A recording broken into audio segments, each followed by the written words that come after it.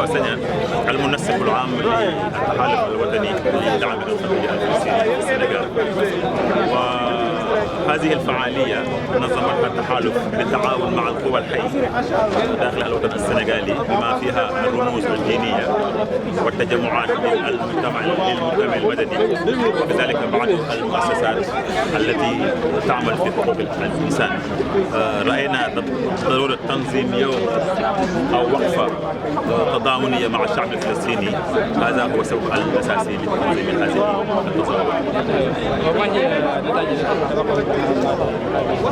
النتائج التي نتوقعها بعد هذه التظاهرة هي أولا وصول الرسالة التي خرجت من هذه التظاهرة عن طريق البيانات أو الإعلان التي وقع عليها أكثر من 100 منظمة. 100 منظمة وقعوا على هذا البيان. البيان قرئ باللغة الفرنسية والإنجليزية والعربية، وكذلك لخص باللغة المحلية الولفية. والبيان فيما نعتقد سيصل إلى السلطات السنغالية لكي يأخذوا في عين الاعتبار بأن موقف السنغال في هذه القضية الفلسطينية لا يمكن أن يكون مساويا لمواقف بعض الدول الأخرى، لأن السنغال هي الراعية الوحيدة منذ عام 1976 وهي الراعية الوحيدة لحقوق دولة والشعب الفلسطيني في منظمة الأمم المتحدة. إذن موقف السنغال لا يجب أن يكون موقف الحياد. السنغال يجب أن يكون جنب دولة فلسطين، جنب الإخوة الفلسطينيين، جنب الفلسطينيين. باعتباركم سنغاليين أنتم تعملون مع الشعب الفلسطيني، لكن ما هي إلى ماذا تدعون؟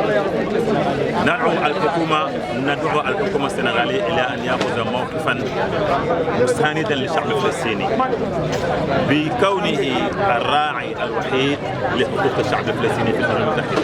نريد من السنغال أن يضغط على الزعماء وعلى أخذ القرارات في الأمم المتحدة بأن توقف إسرائيل الغارات الموجهة إلى الشعب الفلسطيني وبشكل أخص في غزة. هذا واحد. وثانيا ندعو الشعب السنغالي كذلك إلى أن يساندوا الإخوة الفلسطينيين مساندة معنوية ولكن مساندة مادية. هم في حاجة إلى مساندة أو مساعدة مادية ليتمكنوا من العيش بكرامة داخل وطنهم. ماذا تقول للدول الإسلامية؟